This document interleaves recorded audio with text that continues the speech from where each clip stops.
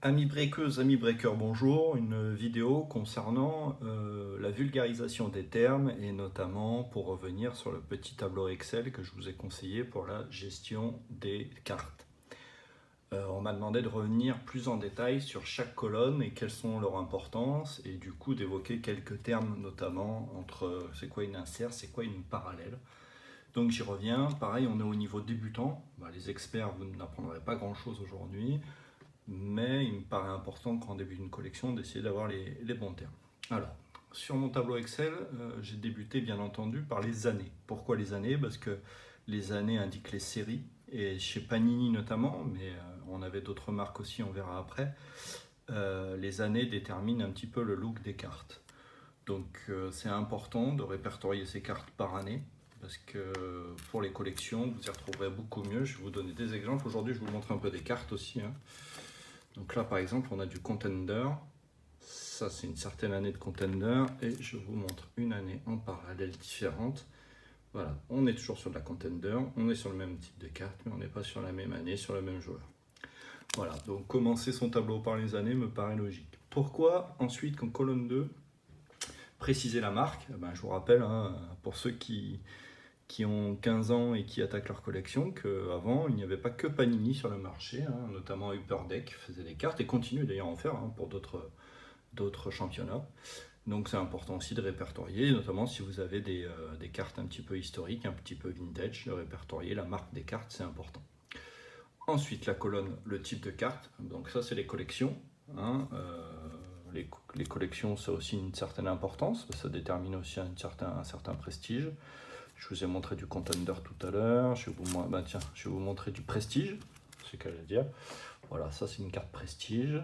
Alors on voit le logo là-haut, hein, donc là, le logo. Bon, voilà, donc c'est vite repérable. Ça permet notamment dans les échanges, etc., de pouvoir aller vite. Bien sûr, la ville, le joueur, jusque-là tout va bien. Le numéro. Alors, il faut savoir que le numéro est souvent au dos de la carte, hein, il existe.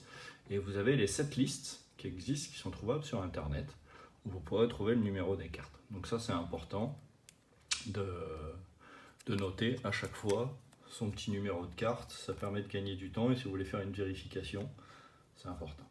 Après, la numérotation. Alors, elles peuvent être numérotées, vos cartes. Je prends là la Jalen Rose. Hein, il y a 30 exemplaires, c'est la 15 sur 30. Alors 30 exemplaires, pas de la carte, hein, de cette série de cartes qui existe. Donc là, c'est important, effectivement, de noter le numéro. Alors, on y vient au type de carte. Alors, les types de cartes, on commence. Les types de base, vous connaissez les cartes, une carte de base. Voilà une carte de base. Alors, je fais exprès de mettre mon doigt là, hein, il y a une raison.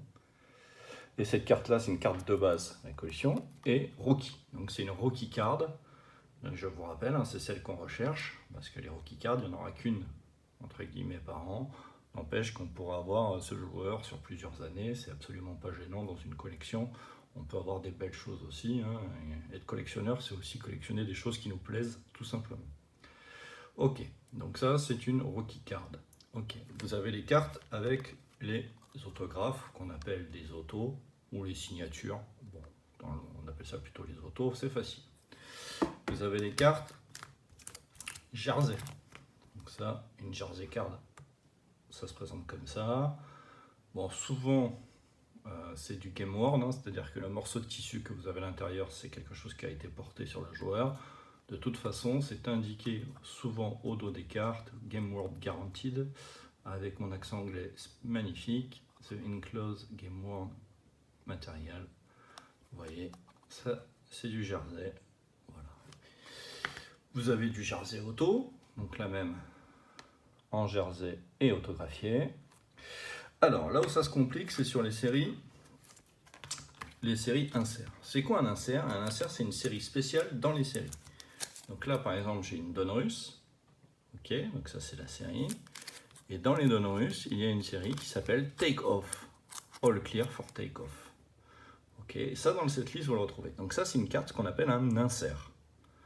Donc vous pouvez en avoir plein, hein. Sit in the Row, par exemple, avec des photos très près. Chaque collection a son propre insert. Et à différencier des cartes parallèles, alors, je vais vous montrer une carte de base. Ça, c'est la carte de base. Et voilà une carte parallèle. Carte parallèle, c'est la même carte que celle de base, mais avec un effet, ou un effet de couleur, ou un effet de lumière. Et sur celle-là, par exemple, je crois que j'ai encore une autre parallèle. Elle sera numérotée comme la carte de base, mais elle sera dans la série parallèle. Voilà, c'est ça qu'on appelle une carte parallèle. Donc tout ça, vous pouvez le répertorier, vous voyez, ça ce sera la même carte, la même numéro, mais il faudra que je note effectivement que c'est une Rocky Card et avec des déclinaisons parallèles. Ok. Ensuite, les colonnes qui concernent le PC. PC veut dire Personal Collection. Alors souvent c'est utilisé par les collectionneurs. Je ne l'utilise pas très souvent ce terme. Je parle de ma collection, mais les puristes parlent souvent de PC, Personal Collection. Donc bon voilà, c'est PC. PC ou Trade. Pourquoi Trade? Ça vous permet d'avoir une trade list, des choses que vous voulez céder, que vous voulez échanger ou vous voulez vendre. C'est pour ça que sur la colonne, après, vous avez le prix ou le prix de, entre guillemets, le prix d'achat, ou le prix de vente, ou le prix de cession. Le trade value, c'est un prix de cession. Donc c'est à quelle valeur vous allez l'échanger. Autre colonne qui me paraît intéressante, à titre personnel, et ça vient plutôt de ma collection de Jersey, c'est où je range mes affaires. Parce que vous allez voir que quand on commence à avoir des collections très étendues, c'est important de pouvoir les retrouver, et notamment sur les trade lists. Moi, je fais des trade box. Vous mettez une boîte et toutes votre cartes trade, vous savez où vous les rangez. Et après, vous les reclassez par équipe, par exemple, ça peut être une bonne solution. Voilà, en gros, j'espère avoir essayé assez didactique pour aujourd'hui. Et voilà à peu près le type de tableau. Vous pouvez tout à fait rajouter ou enlever des colonnes. À vous de voir ce qui vous plaît. Et surtout, il faut que vous y retrouviez, que vous soyez à l'aise. Voilà. Allez, amis breakers, amis breakeuses, à bientôt.